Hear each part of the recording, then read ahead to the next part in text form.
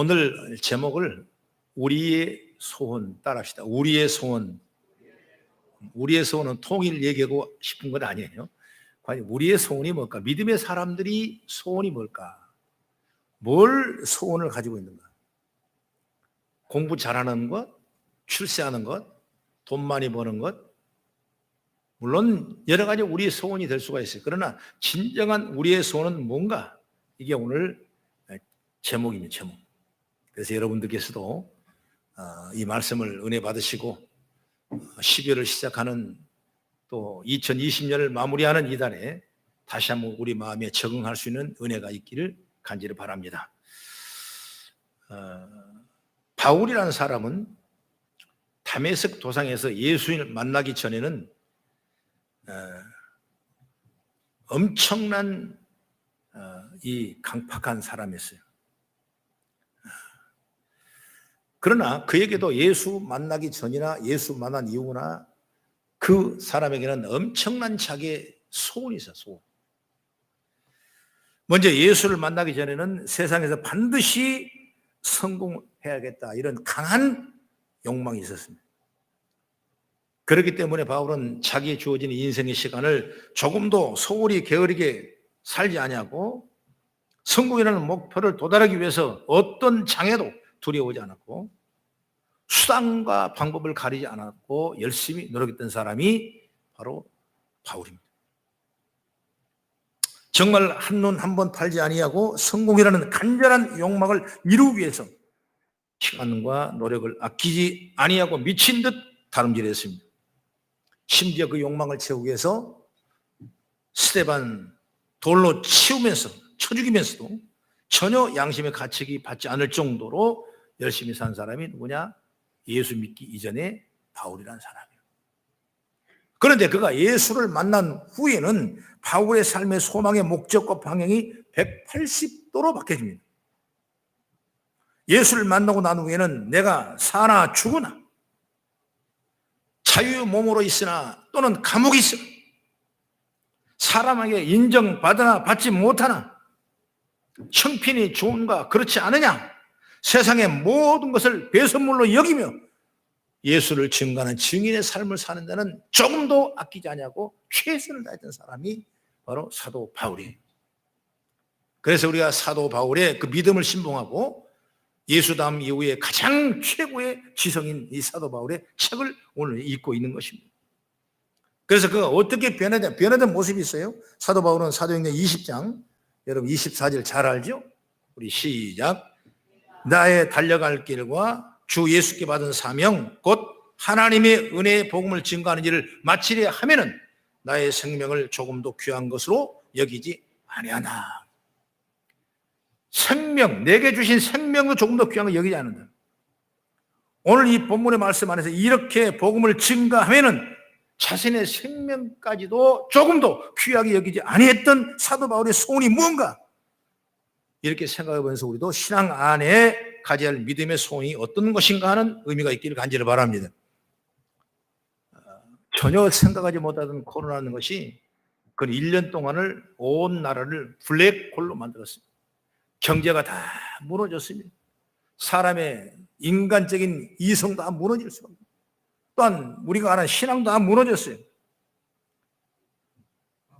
모든 것이 이거에 딱 초점을 맞춰버려가지고 안 되는 거예요. 내가 어디 공직에 공무원 청에 내가 들어가려고 이렇게 갔더니 철저하게 방해를 하는 거예요. 나는 이런 사진 이런 했더니 안 통하는 거예요. 왜 안 통하냐? 방역이 제일 우선입니다. 방역이 제일 우선입니다. 모든 게 그렇게 지금 돼 있단 말이에요. 이런 상황에서 우리 신앙생활도 어떻게 하고 있느냐? 어찌 보면은 최고의 신앙의 지성을 지켜야 할 우리들이 이 블랙홀에 빠져버릴 때가 넘어가는 거예요. 코로나 때문에 이것도 못해. 코로나 때문에 이것도 안 돼. 이것도 할 수 없어. 그러다 보니까 우리 믿음도 어찌 보면 블랙홀에 빠져버릴 수밖에 없는 거예요. 그러므로 우리 그리스도의 방향을 잃어버리고 우리가 추구해야 할 이 가치성을 잃어버리고 무엇이 옳은가 무엇이 그른가 뭐가 주님이 인정한가 무엇이 나빠하는가 이걸 잃어버리고 살아가는 우리들이 돼서는 안 된다고 말이에요. 그래서 저는 오늘 우리의 소원을 어떻게 해야 될까?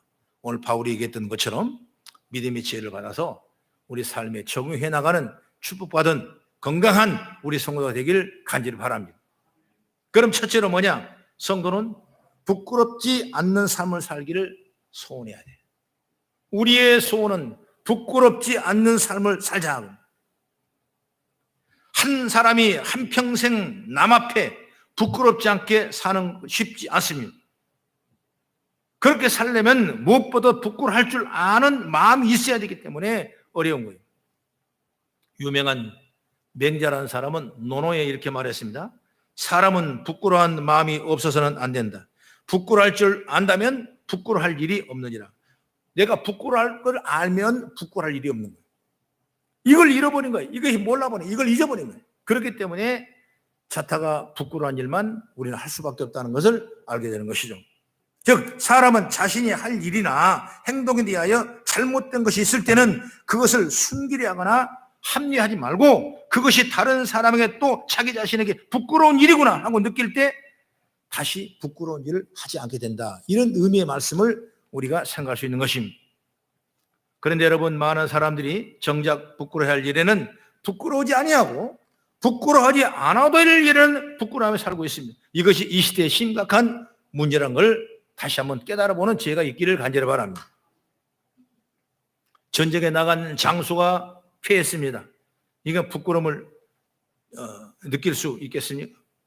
사업이든 무슨 일이든 자신이 하는 일에 실패해서 여러분 부끄러움을 느낄 수 있습니다.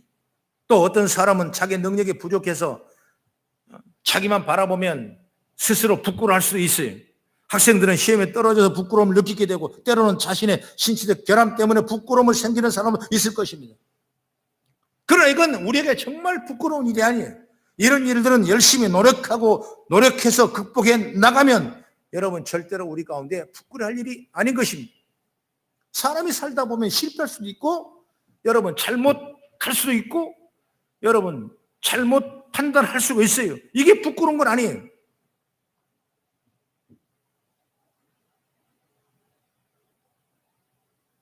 우리가 중요한 건 뭐냐면 정말 잘못되어 있는데 그걸 부끄러워하지 모른다는 것이. 예를 들어서 정치도 그렇죠. 잘못하고 있어도 부끄러운 줄 모르는 겁니다. 대학 교수가 잘못 일을 했는데도 부끄러운 줄 모르는, 그럼에도 불구하고 이런 사람들이 부끄러움을 생각하지 않는 것이 문제라는 거죠. 이럴 때 우리 사회가 건강하지 못하고 위험수에 빠질 수밖에 없는 그런 걸 우리는 생각해 볼 수가 있는 것입니다. 정작 우리의 사회가 소망이 없고 미래가 없고 희망이 없고 하나님의 징계를 받을 때가 되었다, 이렇게 느껴지는데, 그 느껴지는 만큼 부끄러움을 여기지 않는 이 시대가 된다고 있다는 사실을 저는 말씀드리고 싶은 거예요. 바닷물이 늘 염도를 정확하게 유지할 수 있는 근거는 뭐냐면 계속적인 파도와 끊임없는 자생의 능력이 바닷물 속에 있기 때문에 그런 거예요. 여름 바다로 빠뜨리는 수많은 오폐수가 얼마나 많습니다. 그런데 불구하고 이 바닷물은 끊임없이 똑같은 염도를 유지하고 있는 거예요. 그렇기 때문에 그 바다는 살아있는 겁니다. 우리 마찬가지입니다. 우리 역시 마찬가지예요. 우리가 부끄러운 것이 뭔지를 알고 있는 것이 우리의 신앙생활에 분명하게 주어진다면 우리는 나의 삶의 정체성이 확실하게 열매를 맺게 되고 주의 영광을 올리는 아름다운 교회의 모습이 될 줄로 저는 믿습니다. 남편은 아내에게 부끄러움이 없어야 합니다. 부모는 자녀에게 부끄러움이 없어야 합니다. 자녀는 부모에게 부끄러움이 없어야 합니다. 대통령은 백성들에게 부끄러움이 없어야 합니다. 한 사람 개인은 다른 사람에게 부끄러움이 없는 모습으로 살아야 돼요. 그리고 더 나아가서 성도들은 하나님 앞에 부끄러움이 없는 믿음의 삶을 사는 것이 주님의 영광이고 축복이고 인도하신 줄을 믿으시기 바랍니다. 유명한 시인 윤동주 씨는 자기 자신을 쓴 서시라는 시가인데 여기 한 구절이 이렇게 나와요. 죽는 날까지 하늘을 우러러 한 점 부끄러움이 없기를 잎새에 이는 바람에도 나는 괴로워했다. 이렇게 잎새에 바람 부는 그 떨림이 오히려 내 자신을 생각할 때 부끄러웠다. 이렇게 서시를 쓰고 있는 것을 보게 되는 것이죠. 그래서 바울은 오늘 20절에 아무 일에든지 부끄럽지 아니하기를, 아무 일에든지, 이 말씀은 바로 부끄러운 줄 알아야 된다 그 말이죠. 여러분, 옷이 더러워지면 부끄러운 줄 알아야 되는 거예요. 그렇게 되면 옷을 빠는 거예요. 그래야 새 옷이 되는 거예요. 우리 신앙생활은 마찬가지입니다. 우리는 오늘도 끊임없이 매일마다 옷이 더러워지는 것만큼 우리 영적인 마음속이 더러움으로 찌들 수 있는 거예요. 그러나 이걸 부끄러움을 알아야 돼요. 그래야 여러분 세탁을 하는 거예요. 그래서 회개하고 또 믿음으로 살아가고, 이것이 우리에게 주어진 큰 놀라운 축복이거든요. 2020년이 이제 얼마 남지 않았습니다. 어찌 보면 하다가 이렇게 됐어요. 1월 말경에 코로나가 생기고, 그 다음에 뭐 거리 제한 예배를 두고 비대면 예배를 드리고, 한 달 회복될까 했던 일들이 그냥 1년이 여러분 이렇게 몰렸어요. 과연 우리는 이 시간 어떻게 뭘 생각을 집중하고 어떤 마음을 가지고 어떤 비전과 기도를 품고 나올 것인가? 우리에게 난 다시 한번 가장 중요한 시간이, 나는 이 11한 달이라고 저는 믿어 의심치 않습니다. 지금 여러분 기도하면 2021년이 복이 되는 거예요. 할렐루야. 가만히 그대로 우리가 코로나에 매몰되고 불러가 빠져버린다면 똑같이 여러분 2020년도 헤매이고 거둬들 수밖에 없는 거예요. 그래서 우리가 정말 신앙생활에 뭐가 부끄러운가를 또 한번 생각해보고, 하나님 보실 때 내가 부끄러운 뭔가를 또 생각해보면서 우리의 소원이 뭔가 부끄럽지 않게 할 수 있는 소원이 저와 여러분 있기를 간절히 바랍니다. 그래서 저는 얼마 전부터 내년의 비전을 이렇게 늘 기도해봤어요. 써보고 지워보고 써보고 지워보고. 그래서 첫 번째로 저는 예배에 충실한 알곡 성도가 되자. 가장 하나님 기뻐하신 얘기예요.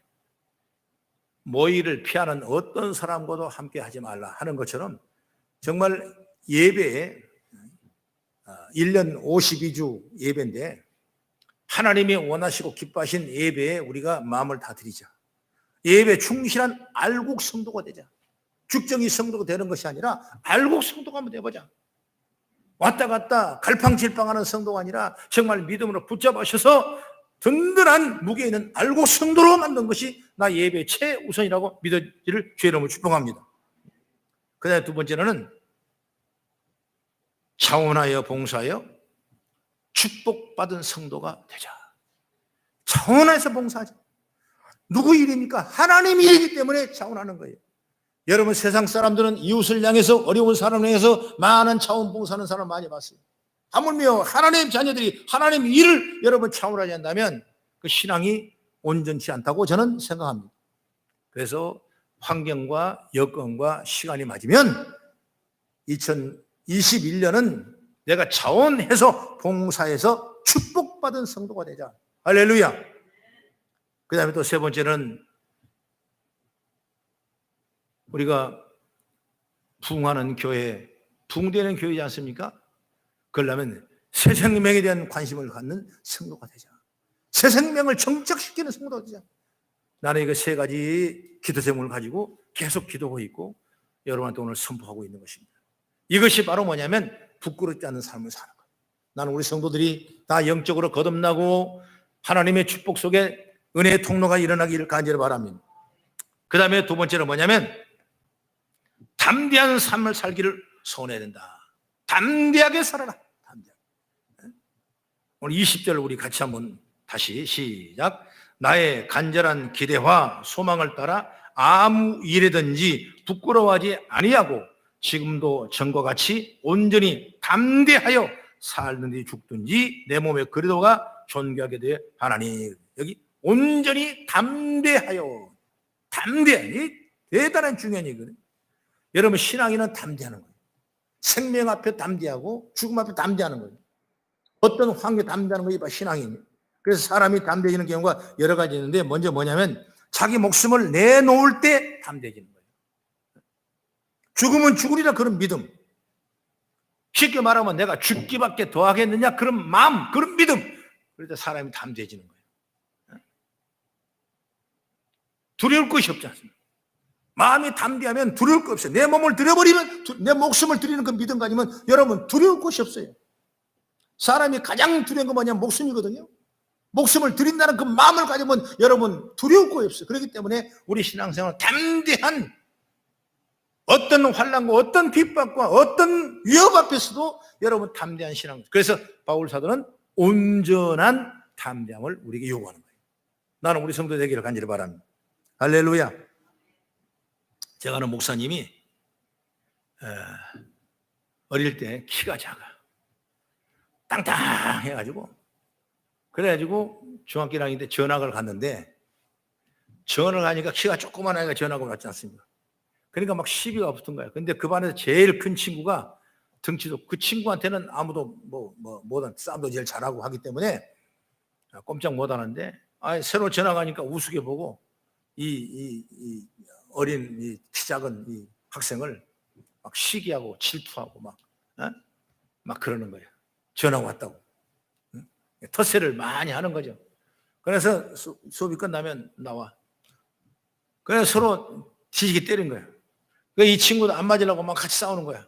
싸워봐야 여러분 되겠습니까? 그 등치 큰 애한테 꼼짝 못 하니까 얻어 터진 거야. 팍 맞고 있는데 수업종이 시작하는 거야. 그럼 또 끝나. 또 앉아있다가 또 수업이 끝나고 선생님 나가면 또 붙는 거야. 누가 붙으러 가냐? 이 맞은 이 친구가 붙으러 간다. 그 등치 또 때려. 너 때려봐. 때려. 계속 또 수업 종이 시작하는 거야. 그럼 또 딱 끝나고 들어와.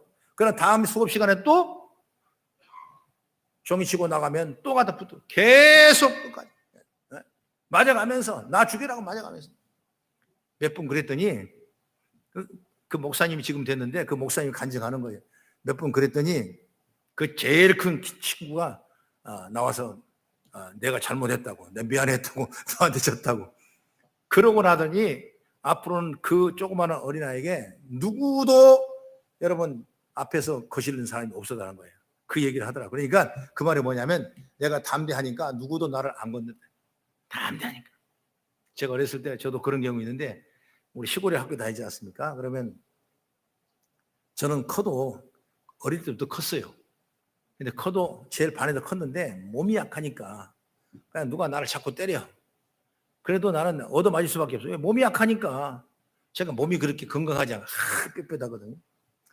근데 시골에 가보면 여러분 알겠지만은 같은 동기들이라도 같은 학년이라도 나보다 2살, 3살 많은 사람이 있어요. 지금은 그런 게 없지만 왜 그러냐면 호적을 늦게 죽을 줄 알고 호적을 늦게 실려가지고 뭐 2살 어리고 뭐 3살 어리고 가서 보면 어떤 사람 우리 당숙이 되고 어떤 사람 우리 삼촌이 되고 막 그래요.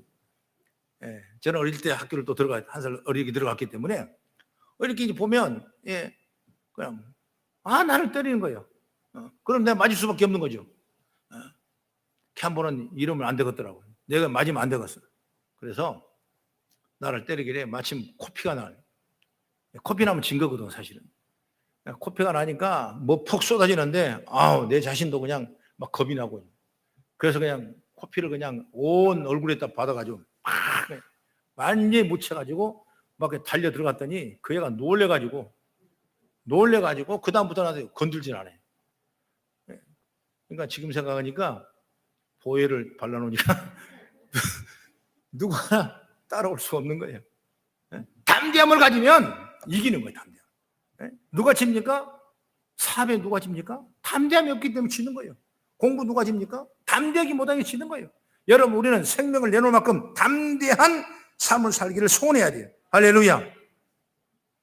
그 다음에 뭐냐면 마음에 확신이 있을 때 여러분 담대할 수가 있어요. 확신을 가지라. 여러분 기도하는 것도 마찬가지로 확신을 가지고 기도해. 그게 담대한 거예요. 이것을 응답할까 아니면 응답하지 않을까 이건 별로 의미가 없어요. 내게 부르짖으라 그러면 내게 응답하겠다는 이 놀라운 역사가 뭐냐면 담대하게 나의 기도를 들을 줄 믿고 기도하는 그런 믿음의 역사가 있을 때 역사가 있다는 거예요. 여러분 기도 포기하지 마십시오. 어제 저녁에도 10시가 다 됐는데 성전에서 어느 장로님이 부르짖고 기도하시더라고요. 하나님, 종의 기도를 들어주십시오. 하나님 역사해 주십시오. 우리는 알지 못하지만 하나님의 저 기도의 소리를 하고 저 믿음의 소리를 난 들으리로 믿습니다. 여러분, 우리가 이게 신앙 아니겠습니까? 여러분, 담대함이 없으면 여러분 기도할 수 없는 거예요. 하늘 문을 열었을 때 여러분 담대해야 돼요. 그리고 확신이 있을 때 믿음의 역사 일어나는 거예요. 할 수 있거든 무슨 말이냐? 믿는 자에게 능치 못한 일이 없느니라. 이 말씀이 조영기 목사님의 평생을 울고 먹는 기도의 제목이래요. 마가복음 9장 2장 24절에 할 수 있거든 무슨 말이냐? 믿는 자에게 능치 못한 일이 없느니라. 능치 못한 일이 없는 거예요. 하나님은 못하실 일이 없는 거예요. 우리가 기도하면 하나님이 반드시 응답하시고 능력으로 보여줄 줄로 믿습니다. 예수님이 이 땅에 사셨을 때 베드로는 예수님에 대한 확신이 없었어요. 예수님이 누구란 걸 모르요. 그냥 밥이나 같이 먹여주고 좋은 말씀 해주고 그냥 표적과 이사가 따르고 이 정도만 생각했어요. 그것만 믿다 보니까 베드로는 소신이 없었어요. 비겁했습니다. 베드로는 소심해서 계집아이 앞에서도 예수님을 모른다고 여러분 3번씩 부인했어요. 3번이나 부인했어요. 나는 예수님 모르는 사람이다. 같은 고향이잖아. 나하고 상관없는 사람이다. 그때 있는 거 봤는데 내가 봐 손가락에 장을 지져도 나는 저 사람 모르는 사람. 이렇게 3번씩 부인한 사람이 바로 베드로예요. 베드로. 그러나 이 베드로에게 놀라운 역사가 일어납니다. 어떤 믿음을 가졌습니까? 예수님께서도 제자들에게 물어볼 때 세상의 사람들이 나를 누구라 하더냐 물어보니까 얘기합니다. 어떤 사람은 선지자 중에 한 사람이라고 그럽니다. 엘리야라고 그럽니다. 예레미야라고 그럽니다. 그러면 너는 나를 누구라 하냐? 베드로가 당당히 얘기합니다. 네, 주는 그리스도시요 살아계신 하나님의 아들이심을 내가 믿나이다. 그랬을 때 베드로 이름이 시몬이었는데 바요나 시몬아 내 말이 맞도다. 인정 칭찬하시면서 이제 너를 반석이라고 반석의 집을 지은 사람은 은배권세를 이기지 못하리라. 분명히 말씀하시고 베드로를 이름을 바꿔주세요. 이름을 바꿔주는 겁니다. 여러분 이름을 바꿔주고 은배권세를 이기게 해주고 베드로에게 준 천국 열쇠를 맺겠어요. 천국 열쇠가 뭡니까? 하늘에 묶였던 것 하늘에 풀 수 있는 것이 땅에 묶였던 것 땅에 풀 수 있는 것이 뭐냐? 바로 열쇠. 베드로에게 그런 열쇠 준 거예요.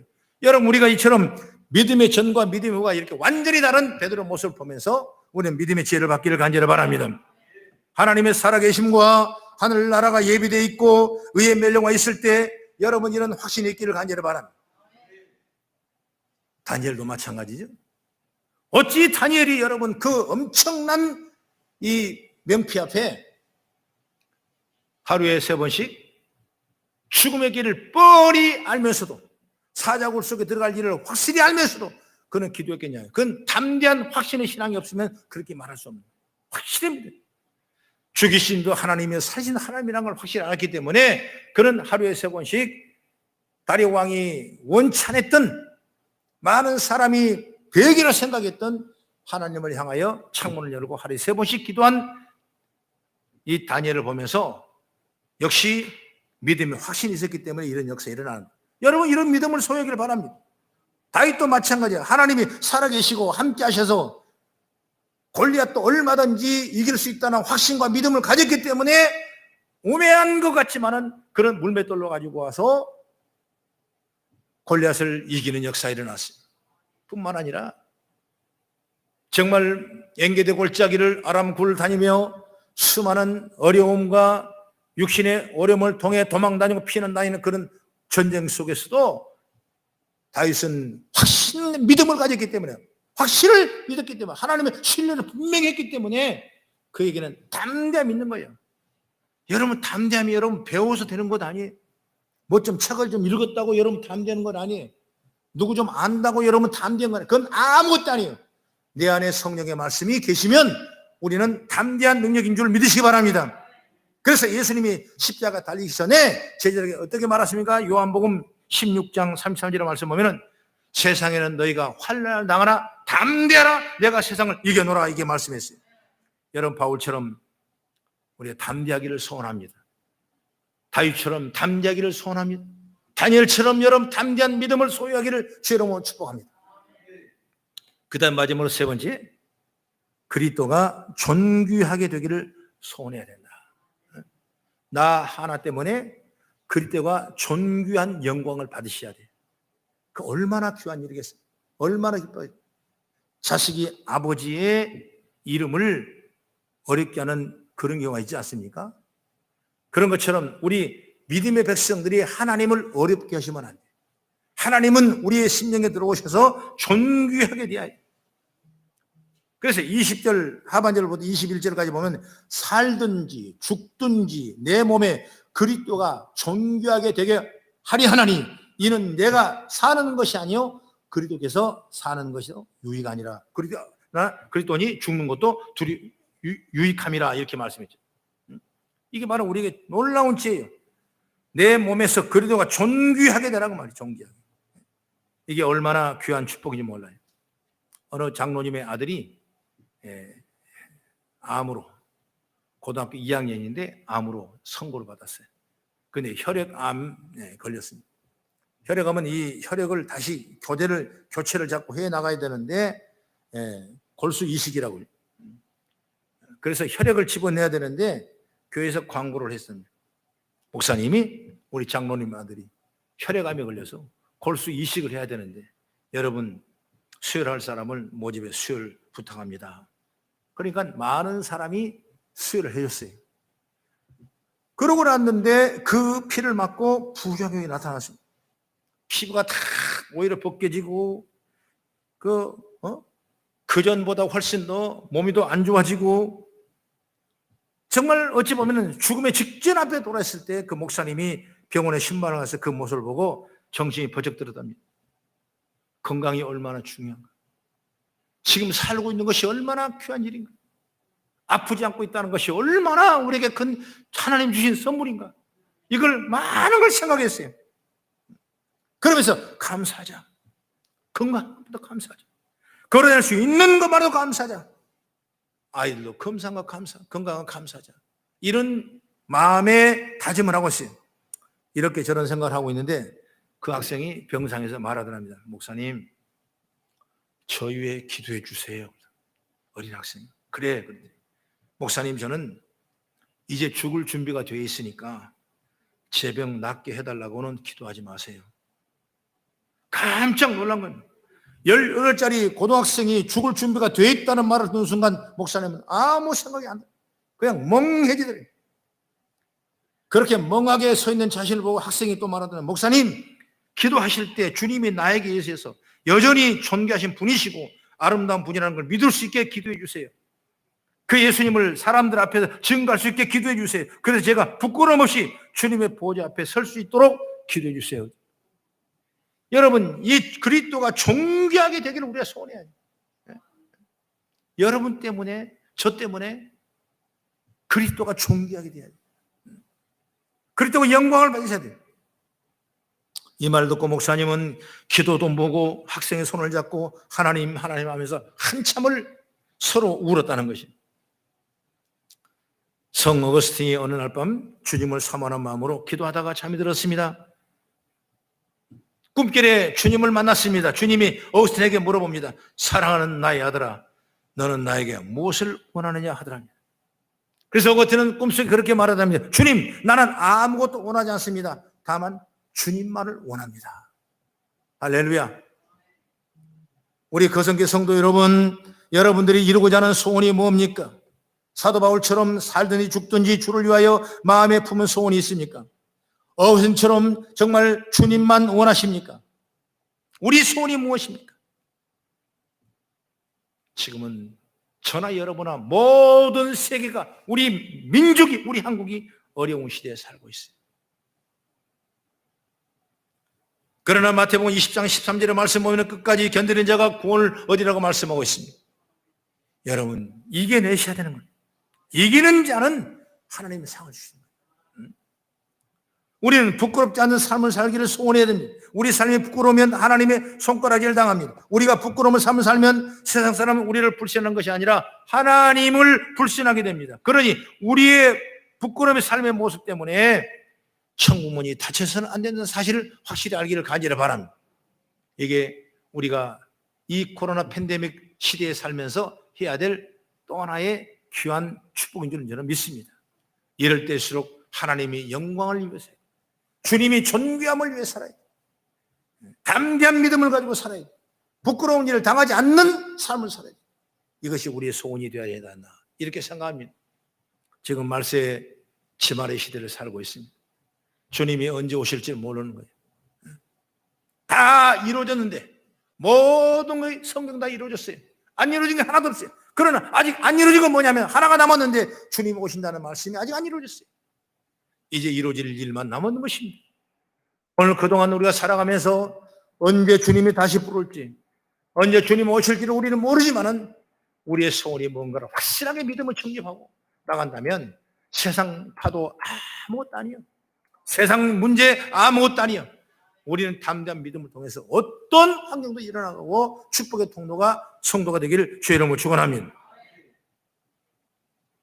우리는 담대한 삶을 살기를 소원하시고 하나님의 함께 하심을 확신하고 목숨을 걸고 주님을 섬겨서 세상 죄에 지지 말기를 간절히 바라는, 주님만 바라보십시오.